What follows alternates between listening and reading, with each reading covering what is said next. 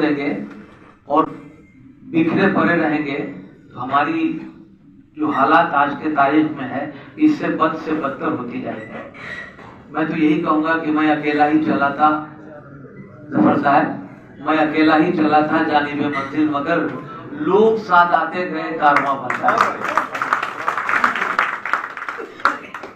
हम ये नहीं जानते हैं कि मुझे क्या मिलेगा या नहीं मिलेगा, लेकिन 1984 में जब मेरा सऊदी जो मेरा स्पॉन्सर था उसने मुझे एक ऑफिस खोल के दिया और कहा कि ऐसा हरका बरका, अगर तुम हरकत में रहोगे तो बरकत होगा। और मैं उसी दिन से हरकत में, मैं तो ख्वाब में भी नहीं सोचा था कि मैं मदरसा एजुकेशन बोर्ड का चेयरमैन बनूंगा।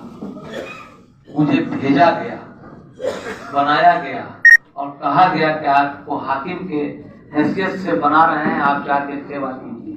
उसी शख्स का नाम नीतीश कुमार है।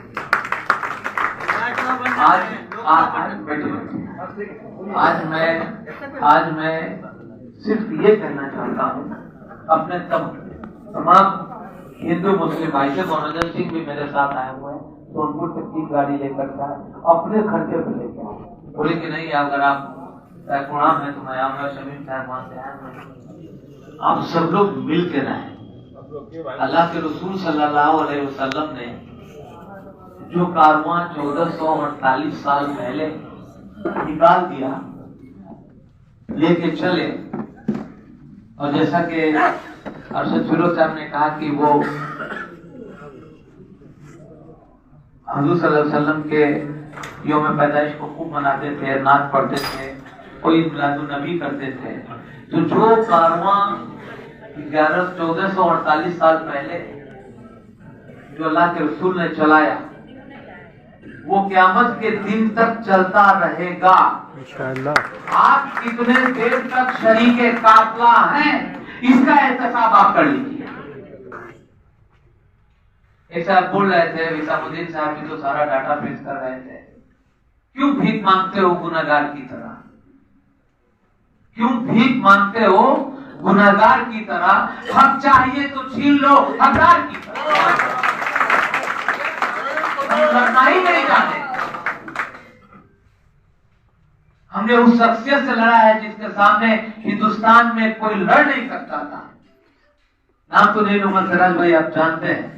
हिम्मत कीजिए, दिल में लड़ने की ताकत रखिए। जब हम लड़े चुनाव लोकसभा का 2009 में और 2014 में, तो यही एक पासमानदा था जो पूरे हिंदुस्तान में छाया हुआ था कि कोई एक पासमानदा है जो किसी को परेशान कर रहा है। अगर आप नहीं लड़िएगा, आप हरकत में नहीं आइएगा, तो आपको कोई पूछेगा नहीं। एक छोटी सी आपको घटना बता रहा हूं।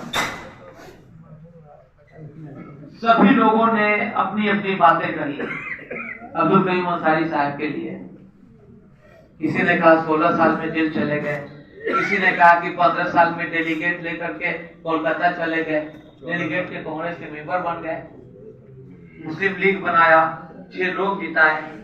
एक छोटी सी बात यह है जो मैं आप लोगों को कहना चाहता हूँ कि जब वो राज्यसभा के सदस्य बने तो परवेज के तरह कोई था, साजिद परवेज साहब के तरह एक सिरफिरा जो है वो प्रेस रिपोर्टर था, उनसे टाइम लिया कि मैं आपका इंटरव्यू करना चाहता हूँ। तो उन्होंने कहा कि 11 बजे रात में मेरे फ्लैट पे आ जाइएगा। वो आदमी पहले से मौजूद था वहां पे। ये तकरीबन 12 साढ़े 12 बजे रात में एक थैला झोला, उसमें एक टाइपराइटर और पहुंचे। तो उसने कहा प्रेस रिपोर्टर ने कि पूरे दिल्ली में लोग सारे एमपी सो रहे हैं और आप 12 बजे रात तक अपना झोला टाइपराइटर सब कागज पत्र लेके अभी लौट रहे हैं, क्या वजह है? तो क्या खूब कहा अब्दुल करीम अंसारी, कहा कि उनके लोग जगे हैं इसलिए उनके नेता सो रहे हैं, हमारे लोग सो रहे हैं इसलिए मुझे जगना पड़ रहा है। हम लोग सो गए हैं, बड़े शौक से सुन रहा था जमाना, हम ही सो गए दास्तां कहते। हम लोग अपने आप में ये बात सच है कि आजादी के बाद जब अब्दुल करीम अंसारी साहब आए अपने दौरे इक़्तिदार में पीएमसी खोला, लोगों में तालीम की बेदारी आई। हमारे बिरादरी के लोग वीकर सेक्शन से आते हैं। गुलाम जफर साहब ने भी बहुत कुछ किया, लेकिन जो एक इनकलाब लाए अब्दुल कयूम अंसारी साहब, उस इनकलाब में हम लोग तो काफी फले फूले। हमारे बच्चे कॉन्वेंट से पढ़ गए, आपका बेटा डीएसपी हो गया, उनका बेटा हाईकोर्ट का वकील हो गया, लेकिन कलेक्टिवली जो हम लोग बाद में उसको छोड़ दिए और सिर्फ मार्च की तरफ चले गए, जिसकी वजह है कि आज हम लोगों का कोई आंसू पोंछने वाला बिहार सरकार में नहीं है। ये और बात है कि सलीम परवेज या अब्दुल सलाम अंसारी या फिरोज अहमद या सिराजुद्दीन अंसारी या जो लोग भी हैं अपने बलबूते पे खड़े हैं। आइए आप संकल्प लीजिए, अहद लीजिए कि हम लोग किसी भी कीमत पर, जिस ईमानदारी के साथ नीतीश कुमार ने बिहार के अल्पसंख्यक के लिए जो भी कुछ किया, जिस तरफ रहेंगे हम लोग नीतीश कुमार के साथ रहेंगे। ये आप लोग को करना पड़ेगा। अगर आपने नीतीश कुमार की इज्जत की, उनके चाणक्य नीति को मानते हुए उनके साथ रहे, तो यकीन मानिए कि 2025 में हमारे बहुत सारे वीकर सेक्शन के लोग और बहुत मुस्लिम लोग भी जा सकते हैं विधानसभा में, राज्यसभा में, लोकसभा में। निजामुद्दीन साहब बोल लेते हैं लोकसभा में एक नहीं है। लोकसभा में वीकर सेक्शन से लड़ने वाला कोई अभी बिहार में है ही नहीं जो 5 करोड़ खर्च करे। हम तो ये भी है, अगर आपको टिकट मिल जाए, तो पहले आप फर्स्ट डिजर्व देन डिजायर, आप पहले उसके मुस्तहक बनिए फिर ख्वाहिश कीजिए। ये मेरा अपना एक वसूल है, मैं लड़ता हूं और जिंदगी भर लड़ते रहूंगा और यकीन के साथ कहता हूं। मैंने तनवीर साहब ने एक प्रोग्राम किया था बिहार विधान परिषद में, मैंने कहा था कि ये कोर्ट अगर मुझे हासिल है तो अब्दुल कयूम अंसारी की देन है, तभी वरना पीरा पे तो हमने भी पढ़ा है, अब्दुल सलाम अंसारी ने भी पढ़ा है। आप अपने हक को बुलंद रखिए। मेरा ये नहीं मानना है कि मुझे लोकसभा भेज दिया जाए, मुझे टिकट दे दिया जाए, मुझे इस तरह की कोई ख्वाहिश नहीं है। जिस तरह अगर आप सच्चे अब्दुल कयूम अंसारी के फॉलोअर्स हैं तो आप उनके तरह बनिए। ब्लॉक में जाने के लिए आपने कहा, मैं तो overnight living in Mumbai, arranging all the programmes over phone, और मैंने इतने लोगों को बुला लिया, वरना ये भी आज प्रोग्राम पटना में नहीं हो पाता। वो जज्बा रखिए। हम जफर साहब को मुबारकबाद देंगे, इन्होंने अपने तरफ से कार्ड बंटवा करके और कुछ लोगों को बुलाया। एक शेर कहना चाहता हूं जो आज के पक्ष मंजर में डॉक्टर प्रोफेसर वाहिद साहब के शायान तो नहीं होगा, लेकिन इतना जरूर कहूंगा कि पहले तुम तालीम से मोड़ दिए जाओगे। आज का जो हालात है, ये चाहे वो 22 तारीख को जहां लोग पहुंच रहे हैं, पहले तुम तालीम से मोड़ दिए जाओगे और फिर किसी जुर्म से जोड़ दिए जाओगे। पहले तुम तालीम से मोड़ दिए जाओगे और फिर किसी जुर्म से जोड़ दिए जाओगे। हाथ से हाथ मिलाकर जंजीर के तरह निकलो, वरना टूटे हुए धागे के तरह तोड़ दिए जाओगे। हम लोगों को मुस्तैद रहना है। मेरे बुलाने का ये प्रोग्राम जो है, उसकी मंशा सिर्फ ये थी कि एक अपने बाबाए कौम अब्दुल कयूम अंसारी साहब रहमतुल्लाह अलैह को खराज अकीदत पेश करें और फिर मुल्क के हालात को देखते हुए मुत्तहिद रहें और अपने नेता के पीछे रहें। आज मदरसा बोर्ड के चेयरमैन बनाया, अरशद साहब को बनाया, सबको बनाया।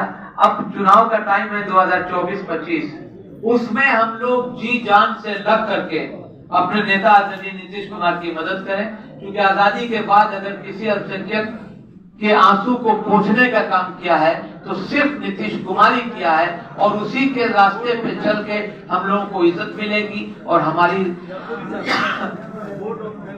जो हमारा बिहार विधानसभा में या विधान परिषद में लोग आने वाले होंगे, अपनी वोट के बिखराव को नहीं करके एक साथ रहें। मैं इसी के लिए आप सब लोग को बुलाया हूँ। परवेज साहब का भी मैं शुक्रिया कि फोन पे इन्होंने मेरा हॉल बुक कर दिया और आप सब लोग आए ठंडक के मौसम में।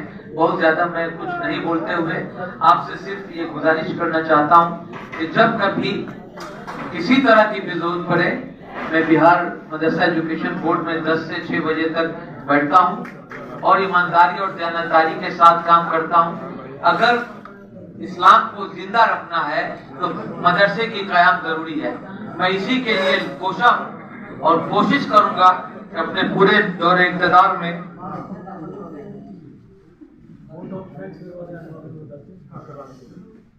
ज्यादा से ज्यादा मदरसे का क्याम हो जाए। और आपसे एक और गुजारिश करने आया हूँ, हाथ जोड़ करके आपसे गुजारिश करूंगा, विनती करूंगा कि 24 तारीख को जननायक कर्पूरी ठाकुर जो आरक्षण के जनक माने जाते हैं, उनकी शताब्दी समारोह अपने नेता आदरणीय नीतीश कुमार के आह्वान पर वेटनरी कॉलेज में 11 बजे दिन में वेटनरी कॉलेज के प्रांगण में अपने ताकत का मुजाहरा कीजिए ताकि नीतीश कुमार भी सोचे।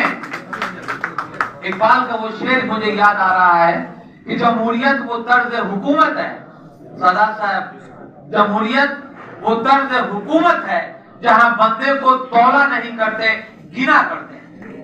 अगर हम लोग हजारों की तादाद में अगर हम लोग उनके इस प्रोग्राम को कामयाब करते हैं तो उनके भी सीने में एक दिल है जो ये सोचेगा कि इस ठंडक के मौसम में हजारों के हजार मुसलमान हमारे बुलाए पे आए हैं, तो फिर यकीन मानिए कि हमारे जो भी मसाइल होंगे अपने आबादी के हिसाब से हम लोग उनके साथ मजबूती पे रखेंगे।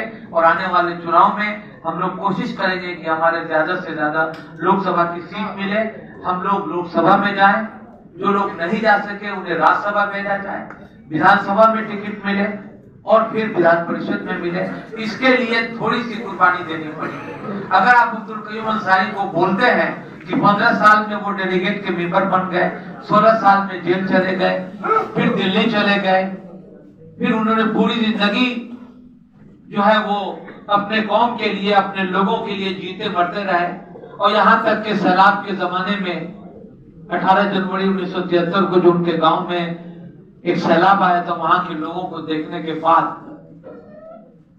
वो इस दुनिया से हम लोगों को छोड़ के चले गए। अल्लाह ताला उनके रूह को सुकून दे और उनके कब्र में करवट करवट जन्नत अता करे।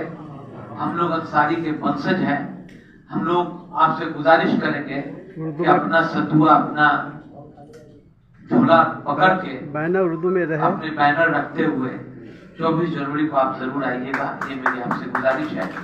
और बिहार मदरसा एजुकेशन बोर्ड 5 विद्यापति मार्ग में